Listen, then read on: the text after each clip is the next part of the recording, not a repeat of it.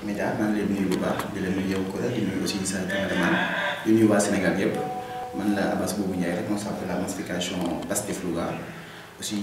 chargé un peu de tout ce qui est organisation par rapport à la marche yi nga xam ne si moom lañu defal fan yëpp si dans le cadre de la résistance pour la libération d'Ousmane Sonko nekk aussi fii nii au niveau de la commune chargé aussi yi wàllum compagnie de responsable un peu des finances. waaw jërëjëf si question bi di wax rek contrôle judiciaire ñun nekkul li nga xam si moom la ñuy demandé par rapport à ce dossier ndax soo xool dossier bi du début jusqu'à la fin li ñu gis si li nga xam ne si mooy confrontation yi li nga xam ne moom la ñu gis si li nga xam ne si moom mooy PV yi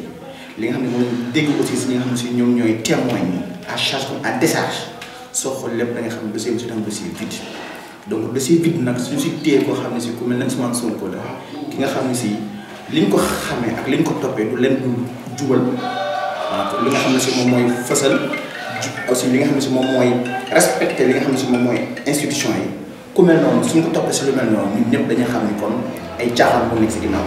donc nag ay caaxaan du nekk si ginnaaw mbir ba tey le juge jox ko li nga xam ne si mooy contrôle judiciaire ñu siy kontaan nous ce qu'on demande en tant que responsable en tant que patriote mooy que dossier boobu ñu vidé ko parce que c'est un dossier vide et que ñun ñëpp ñu dem ñu nekk si leen moo xam si moom yi waaw c'est pas trop tard parce que nous sommes au Sénégal te président Macky Sall moo wax le 31 que moom dossier boo xam ne si mën naa indi ay émeute mën naa indi ay gaañ mën naa indi ay rey fii si Sénégal su ko neexoon ak fu mu mën a toll dans la procédure su ko neexoon mu arrêté ko tey jii su ko neexoon à l'instant tey mu xam ne dossier bi c'est un dossier vide mu wax procureur mu abandonner les charges donc ñun loolu lañ koy xaar parce que nag ñu ngi naan ñu ngi woote jàmm chaque instant mais c'est le président lui-même moo mën a indi si jàmm Sénégal du l'opposition du Ousmane Sonko du keneen président Macky Sall kese mooy ki nga xam ne tey su ko neexoon réew mi suba ñu nekk nañ nekkoon démb ak bëkki démb donc su téye loolu da à sa disposition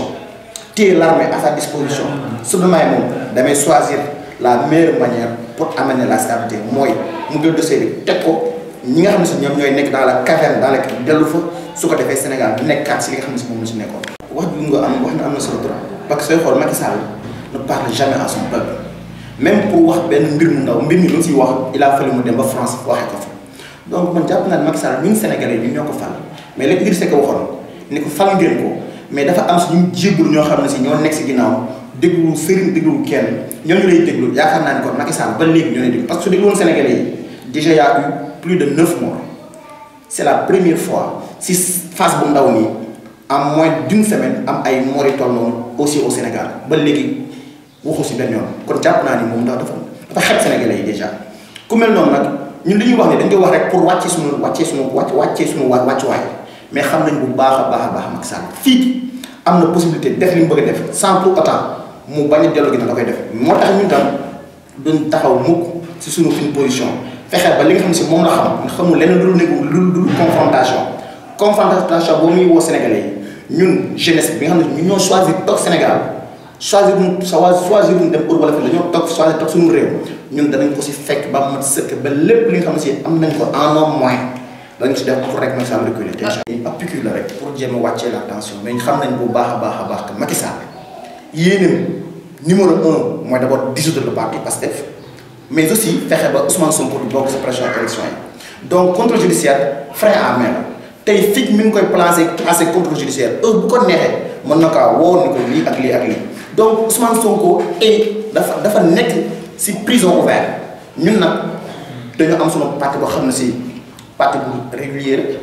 am récépissé jaar fa mu war a jaar di déposer ay comptes financiers chaque année nekk parti bi gën a transparent fii Sénégal donc sunu parti boobu noonu ñu forger suñu leader Ousmane Sonko ba tey di Sénégal yépp am si moom wóolu ci duñu xool nag ak Macky Sall boo xam ne si kenn guñu ko obscur kenn guñu ko ñaawle ay joxin bëgg ñoo suñu espoir boobu noonu nga koo jéem parfois donc lépp lu ñu war a def lépp lu ñu def tout ce que fait appel à la résistance danañ ko jël te incha allahu fii dellu ginnaaw ñu tam duñ dellu ginnaaw seen commencé woon keroog vendredi fii à Louga am na ay manifestations yoo xam ne si malheureusement c'était très désorganisé fexe ba am nañu bon malheureusement am na ay yu bëri si am ay ñàkk seen ay kii ak ay mbir yu mel noonu mais tey jii am na def nañu benn marche boo xam ne si c'était encadré par la police joxe nañ suñu itinéraire jaar nañ fa ba yaakaar naa ne tey jii nii loolu mujj naa am donc lu mel noonu ñun danañ si dox suba aussi incha allah dañ koy def après demain aussi dañ koy def par rapport ak li nga xam ne si moom mooy mot d'ordre bi jóge au niveau national lu mu si laaj au niveau local. duñ ci des ginnaaw te ñun ñi nga xam ne si ñooy leader yi nga xam ne si ñooy organiser mbiri fii incha allah duñ sol duñ tay jusqu'à la libération totale ou bien jusqu'à l'abandon des charges contre le transformation. léegi dans la région de Louga. non bokkul xam nga contexte yi bokkul situation yi bokkul dëkk yi bokkul Louga sooy xool presque habitants yi nous sommes plus de ay 100 et quelques mille soo demee Guédiawaye wala nga dem Parcelles foofu benn commune rek day mettre presque ay 1 million et quelques donc engagement yi mënul dem mais fii Louga tey jii sunu marche bi ñu def. Selon la police, nous avions presque 800 à 900 participants. Nous avons dit que nous avons dit que nous avons dit que nous avons donc nous avons dit que l'engagement est fait. Jeunesse caldoise, jeunesse locatoise, jeunesse ziguinchoroise, nous avons fonds bëgg li nga xam ne moom lañ presque Ousmane Sonko ñu tegg ko donc nag mais nag parfois zone yi du bokk ak aussi population bi mais fii Louga tey lañ fi organisé. Man yàgg naa fekk organiser ay mbir ay marche ay yeneen mais c'est la première fois ma am fu bu mel nii te yaakaar naa ni autorités yi nekk si kaw gis na. waaw le président nous sommes un parti organisé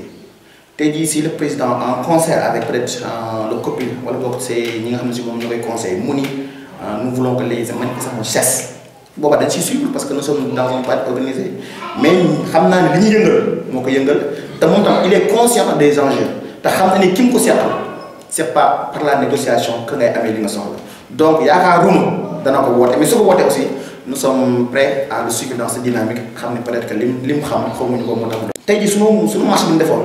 c'est dans ce cadre que nous parti de Yana Mar, FRAP, parce que nous sommes sur le mot d'ordre. La plupart, nous libérer tous les détenus politiques. Maintenant, il faut que nous nous quand on parle de Ousmane Sonko, on fait allusion aux autres détenus. Le mel Karim il a été libéré, le mel Guy Marius Sagna, le mel Abbas Fall, le mel Birame Souleye, ainsi de suite, ainsi de suite. Mais nous savons que le combat, ce n'est pas juste la personne qui est Sonko, qui est au devant, qui est intéressé, mais que tout le monde est emprisonné à Dakar, à Ziguinchor, ici, même à Louga. C'est dans le cadre des manifestations qui ont été organisées. Nous tous nous allons demander à ce qu'il y ait une libération totale. N'est pas amputé aux patriotes. Non, parce qu'il y a des manifestations. Nous, dimanche, vendredi passé, nous avions demandé à organiser une marche pacifique. Au niveau de la préfecture, nous refusions.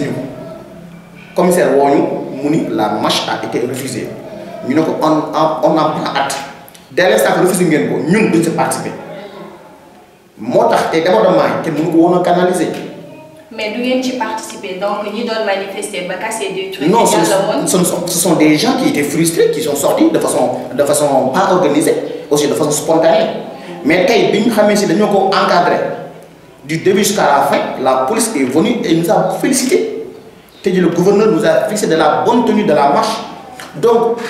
mieux vaut encadrer, autoriser une marche pour que ça ne dégénère pas. Que de refuser. Donc, si on refuse, nous pouvons infiltrer. Rien ne dit que c'est que les casseurs. Même le commissaire nous a dit que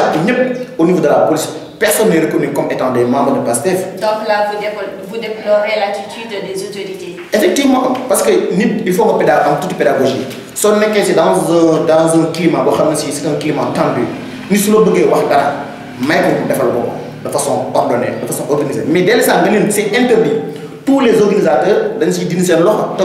si on a un problème, tu ne peux pas l'imputer aux organisateurs. Donc ce qui s'est passé ici à Louga vendredi, c'est déplorable, mais rien ne les lie à PASTEF. Wow, PASTEF de la xam vie à Louga que man PASTEF la bok Louga la dëkk ndax sa PASTEF la bok Louga la dëkk te li naan droit de terre dafa am solo loolu moo naan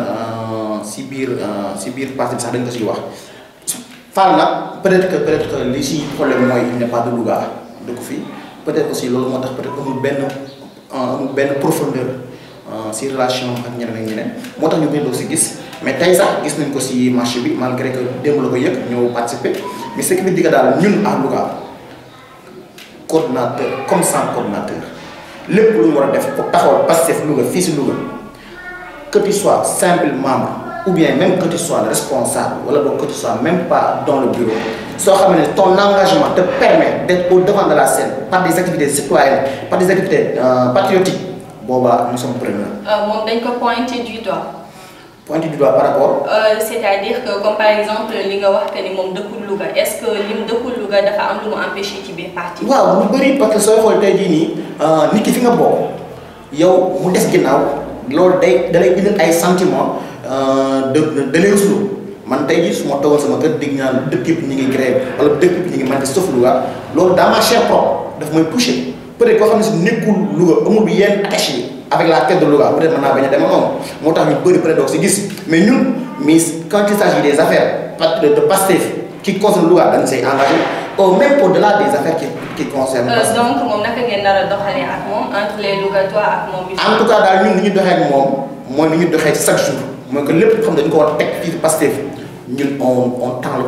le bras à tout le monde su ñëwee baax na su ñëwul ñu doxal. est-ce que tamit jamono ji ñu toll nii jar na ñuy ut ñoo xamante ne nii dañ leen di mettre à l'écart. waaw bon xam nga tey jii man je n'ai pas la capacité de mettre à l'écart personne ndaxte nag mbir mi kenn moomu ko dès l'instant nga nekk Pastef tey jii ñu ñëwoon feneen nous sommes plus de 1000 personnes wala boog nous sommes plus de 900 personnes xamuñu si kenn wala boog ñu sa xam ay vingtaine la mais tous les gens qui sont venus jàpp naa ni dañoo bëgg Pastef dañoo bëgg Ousmane Sonko donc qui se sent écarté yow yaa jàpp ne on t'a écarté mais ñun on n'isole personne képp ku ñëw bëgg jàpp moom xeex bi nga nekk coordonnateur comme nga nekk un simple journaliste qui vient Dakar nous interviewer dañ la ko ubbi ba mat sëkk ànd sa ñëw si xeex bi. merci maa ngi kontaan si interview bi di nuyu waa Fessel bu baax aussi di la ñaanal que seen média bi aussi màgg ba toll ak yeneen média yi nga xam ne suñu ëpp doole fii Sénégal et que média yi ngeen yore muy jaar par les réseaux Facebook ak aussi réseaux sociaux yi et mais am doole parce que kenn mënu ko censurer te loolu dëkk bii nii am si lii sax moo gën a wóor am fi yeneen am ay chaîne wala am fi ay yi nga xam ne si moom mooy ay lu mel ne ay des yu mel noonu donc ñu ngi leen di ñaanal yàlla jàppale leen seen taxawaay aussi ñu ngi leen di rafetlu bu baax si ñu ngi ñëw fii